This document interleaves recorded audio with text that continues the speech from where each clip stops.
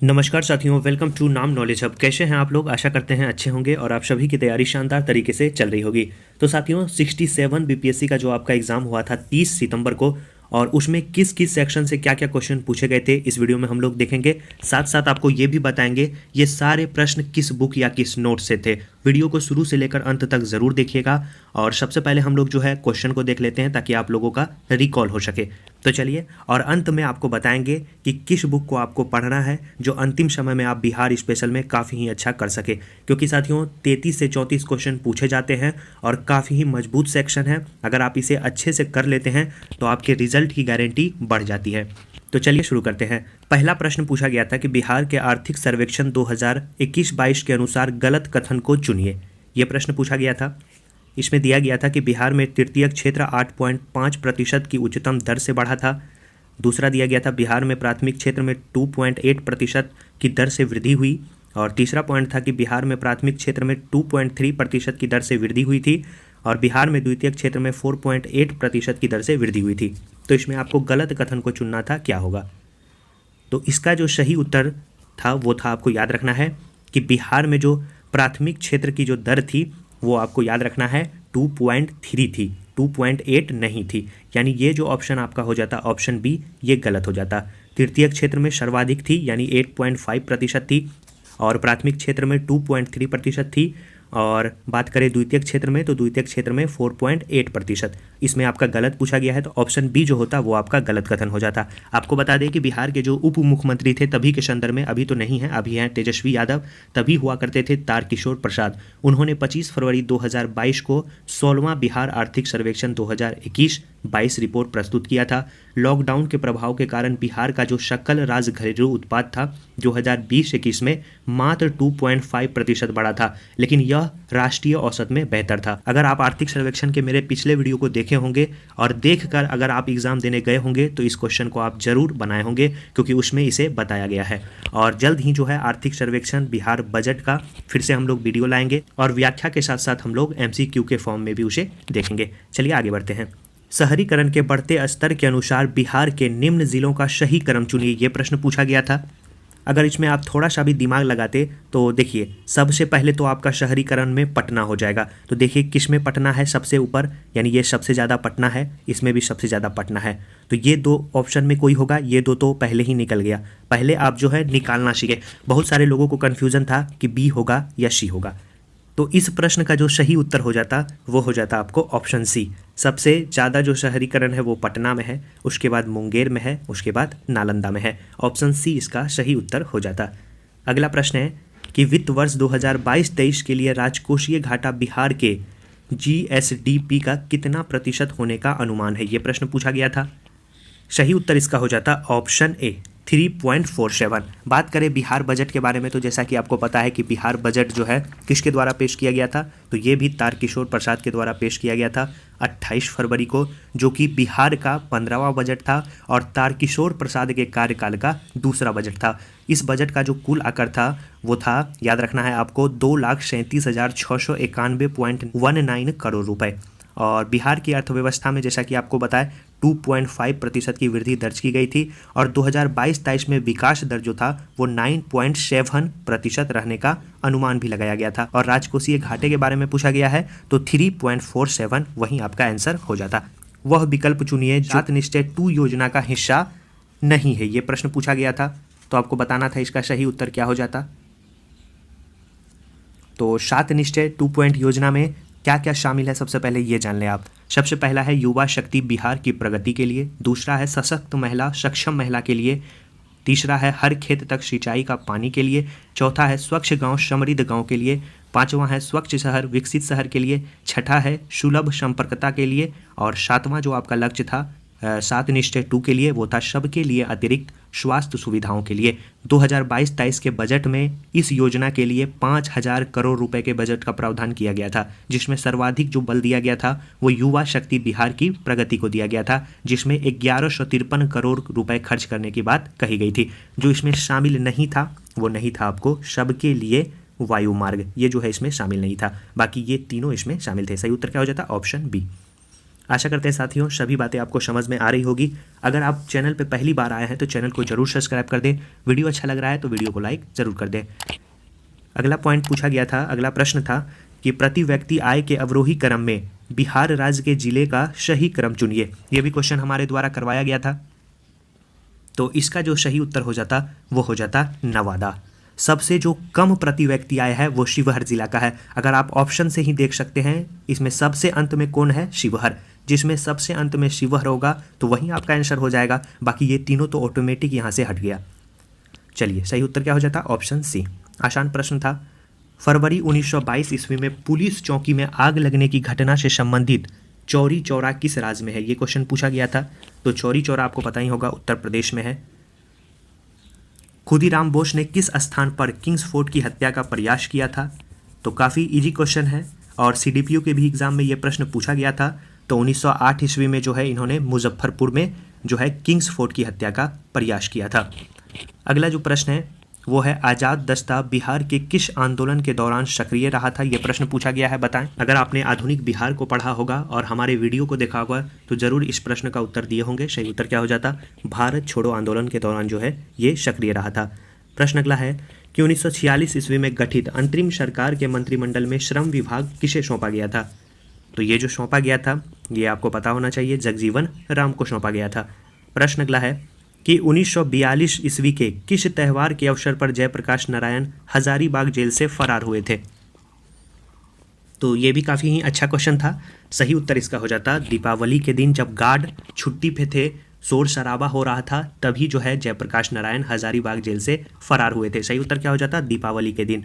प्रश्न अगला है कि डॉक्टर राजेंद्र प्रसाद संविधान सभा का सभापति कब चुने गए थे? तो सही उत्तर इसका हो जाता दिसंबर 1946 ईस्वी में चुने गए थे। सही उत्तर क्या हो जाता? Option B. पूछा गया था प्रश्न कि बिहार से किसे 2020 में दादा साहब फाल्के भारतीय टेलीविजन पुरस्कार से सम्मानित किया गया था? तो सही उत्तर इसका हो जाता दीप श्रेष्ठ को। क्या हो जाता? ऑप्शन डी बिल्कुल सही उत्तर हो जाता। प्रश्न अगला पूछा गया था कि बिहार के आर्थिक सर्वेक्षण 2021-22 के अनुसार वर्तमान में राज्य में शहरीकरण का स्तर क्या है? ये प्रश्न पूछा गया था।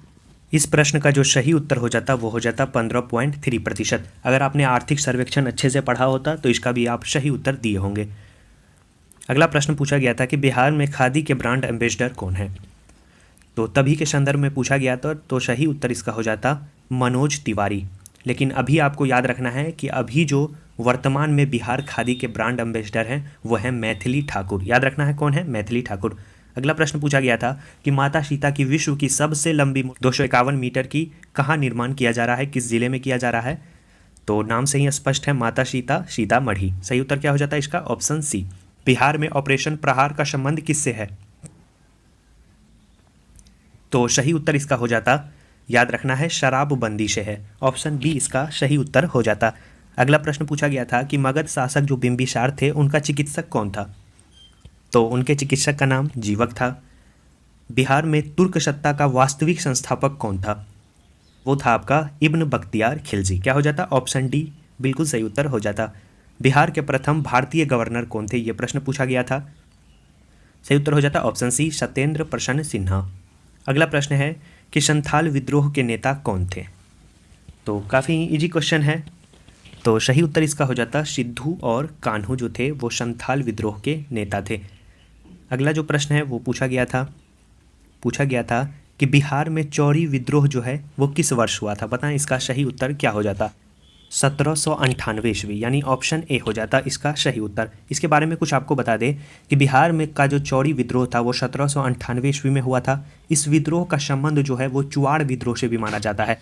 1798-99 में दुर्जन सिंह और लाल सिंह के नेतृत्व में यह विद्रोह चरम पर पहुंचा था, जिसे ब्रिटिश सेना के द्वारा कुचल दिया गया था। 1766 ईस्वी में बंगाल के जंगल महल के आदिवासी ने ब्रिटिश कंपनी के खिलाफ जल जंगल जमीन के बचाव के लिए शोषण से मुक्ति के लिए चुआड़ विद्रोह प्रारंभ किया था। तो इस प्रश्न का सही उत्तर हो जाता है ऑप्शन ए।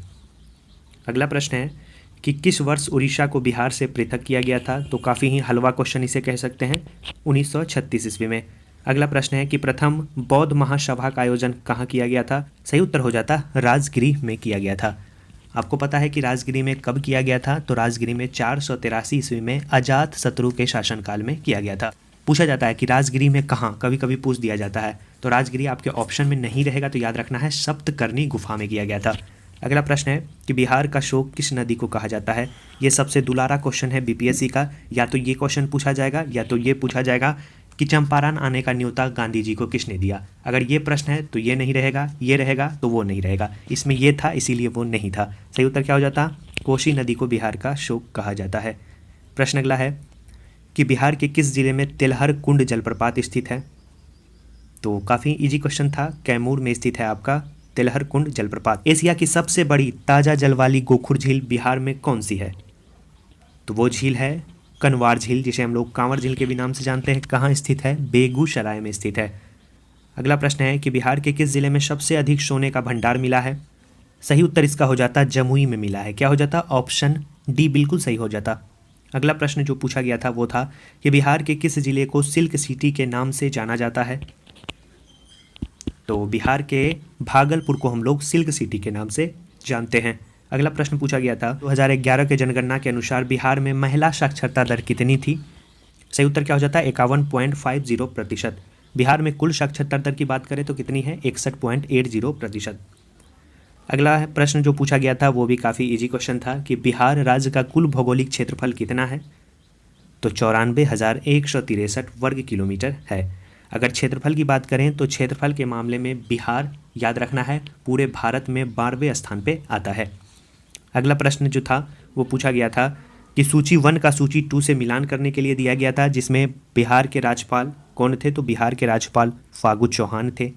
मुख्य न्यायाधीश कौन थे? तो संजय करोल थे। मुख्यमंत्री नीतीश कुमार थे। और चुनाव अधिकारी जो थे वो श्री एच श्रीनिवास थे। तो ये प्रश्न आपका पूछा गया था। इसके बाद जो अगला क्वेश्चन है वो हम लोग देखेंगे, वो यहाँ नहीं है, लेकिन आपको हम बता देते हैं कि और कौन से क्वेश्चन को पूछा गया था। एक प्रश्न पूछा गया था कि बिहार में किस स्थान पर उत्तर भारत का पहला बर्ड रिंगिंग स्टेशन खोला गया है। ये प्रश्न पूछा गया था। बर्ड रिंगिंग स्टेशन खोला गया है। तो सही उत्तर इसका हो जाता कहाँ पे खोला गया है? भागलपुर में खोला गया है। क्या हो जाता? भागलपुर। भागलपुर से संबंधित 2 तथ्य आपके एग्जाम में पूछे गए। एक सिल्क सिटी पूछा गया और एक पूछा गया कि उत्तर भारत का पहला बर्ड रिंगिंग स्टेशन कहाँ खोला गया था। और एक प्रश्न पूछा गया था कि गिद्ध संरक्षण योजना की शुरुआत जो है वो कहाँ की गई थी। तो गिद्ध संरक्षण योजना की शुरुआत जो है वो वाल्मीकि टाइगर रिजर्व में की गई थी। ये प्रश्न पूछा गया था। और एक और प्रश्न बिहार स्पेशल से पूछा गया था कि सुनंदनी कार्यक्रम का संबंध किससे है। सुनंदिनी कार्यक्रम का संबंध किससे है? तो सुनंदिनी कार्यक्रम का संबंध आंगनबाड़ी से है। 34 प्रश्न बिहार स्पेशल से पूछे गए थे और इन 34 प्रश्नों में 29 प्रश्न जो थे वो हमारे नोट्स से डायरेक्ट पूछे गए थे। अगर जिन्होंने भी नोट्स लिया था एग्ज़ाम से पहले वो एग्ज़ाम में बेहतर प्रदर्शन किए और इस बार उन्होंने मेंस भी लिखा था, तो नोट्स ज़्यादा इंपॉर्टेंट हो जाता है। और इस बार साथियों ये नोट्स न्यू एडिशन में है, तो चलिए आपको दिखा देते हैं कैसा है नोट्स। इस नोट्स को लेकर आप अपनी तैयारी और ज़्यादा मजबूत कर सकते हैं। और बिहार स्पेशल में आपको इसके अलावा आई थिंक, मुझे तो नहीं लगता कि कुछ और पढ़ने की आपको आवश्यकता पड़ने वाली है। और साथ साथ हमारे वीडियो को भी रेगुलर देखते हुए चलिएगा, आपका बिहार स्पेशल नहीं छूटने वाला है। आप अन्य सब्जेक्ट पे फोकस करें, बिहार स्पेशल की जिम्मेदारी इस पे छोड़ दें। तो चलिए देखते हैं कौन सा नोट्स है जिसे पढ़कर आप अंतिम समय में बिहार स्पेशल मजबूत कर सकते हैं। तो ये है साथियों बिहार स्पेशल का कंप्लीट नोट्स, जिसे पढ़कर आप अपनी तैयारी को अंतिम समय में काफ़ी ही मजबूत कर सकते हैं। इसमें बिहार सामान्य जानकारी से लेकर इतिहास, भूगोल, अर्थव्यवस्था, बिहार करंट अफेयर सभी तथ्यों को शामिल किया गया है, जिसे आप पढ़कर अंत समय में अपनी तैयारी को और ज़्यादा मजबूत कर सकते हैं। तो ये आपका PDF है जिसमें आप प्राचीन बिहार, मध्यकालीन बिहार, उसके बाद देखिए बौद्ध संगीति कहाँ कहाँ हुई, जैन संगीतियाँ, जैन तीर्थंकर, मध्यकालीन बिहार जैसे लिखा गया है। देखिए खिलजी के सफल अभियान के साथ ही बिहार में तुर्क शासन का युग प्रारंभ हुआ। तो ये सभी प्रश्न जो थे वो आपको हमारे नोट्स से पूछे गए थे। उसका साक्ष्य आपको टेलीग्राम पे मिल जाएगा। एग्जाम हुआ है 30 सितंबर को। अगर आप हमसे पहले से ही जुड़े हैं तो आपको बखूबी इसके बारे में पता होगा। तो देख सकते हैं आप जितने भी प्रश्न जो पूछे जाते हैं, जो एग्ज़ाम के लिए मोस्ट एक्सपेक्टेड हैं, उसमें शामिल किया गया है। और 150 पेज का ये PDF है जिसे लेकर आप अंतिम समय में अपनी तैयारी को और ज़्यादा मजबूत कर सकते हैं। जैसे देखिए भारत छोड़ो आंदोलन के बारे में दिया गया है, तो इसमें आपका एक प्रश्न पूछा गया था। क्या पूछा गया था प्रश्न? कि आज़ाद दस्ता जो था वो किस दौरान जो है सक्रिय रहा था। देखिए यहाँ लिखा गया है कि आज़ाद दस्ता भारत छोड़ो आंदोलन के दौरान जो है सक्रिय रहा था है। तो ये रहा आपका फाइनल नोट्स। और अंत में देख सकते हैं आप यहाँ पे कि इसमें हम लोग पंचायती राज व्यवस्था, जो बिहार पंचायती राज अधिनियम 2006 है, उसे भी शामिल किया गया है। इसके साथ साथ बिहार भूगोल है, बिहार के खनिज है, बिहार की जनगणना है, नगरीय जनगणना है, बिहार की नदी है, जलप्रपात हैं, झील हैं, झरने हैं। इसके बाद मंथली करंट अफेयर 2022 से लेकर जनवरी 2022 से लेकर आपका जनवरी 2023 तक जितने भी महत्वपूर्ण करंट अफेयर बनते हैं उसे इसमें शामिल किया गया है।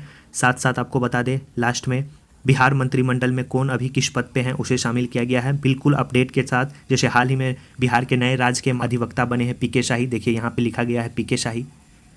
ललित किशोर के स्थान पे आपको बने हैं पीके शाही, तो उसे भी इसमें न्यू अपडेट के साथ किया गया है। साथ साथ आप देख सकते हैं कि विभिन्न सूचकांक में बिहार की स्थिति क्या है उसे भी दिया गया है, वन स्थिति रिपोर्ट है। तो तमाम ऐसी जानकारी जिससे एग्जाम में पूछे गए हैं, जैसे बिहार में प्रथम रबर डैम कहाँ बन रहा है, किस नदी पे बन रहा है। इसके बाद जो है आपको बिहार सरकार की जितनी भी योजनाएं उसे इसमें शामिल किया गया है। साथ साथ बिहार जिलावार करंट अफेयर उसे भी इसमें शामिल किया गया है। नोट्स लेना चाहते हैं आप ले सकते हैं और अंतिम समय में अपनी तैयारी को और ज़्यादा मजबूत कर सकते हैं। डिस्प्ले पे आपके शो हो रहा होगा किस प्रकार से लेना है। आपको 8083813090 पे पेमेंट करना है। हिंदी माध्यम के लिए 60 रुपये का पेमेंट आपको करना है और अंग्रेजी माध्यम के लिए 75 रुपये का पेमेंट करना है। दोनों माध्यम लेना चाहते हैं तो 100 रुपये का आपको पेमेंट करना है। पेमेंट का स्क्रीनशॉट आप 75 वाले नंबर पे भेज दीजिएगा, उसी पे आपको PDF विदिन 5 से 10 मिनट में भेज दिया जाएगा।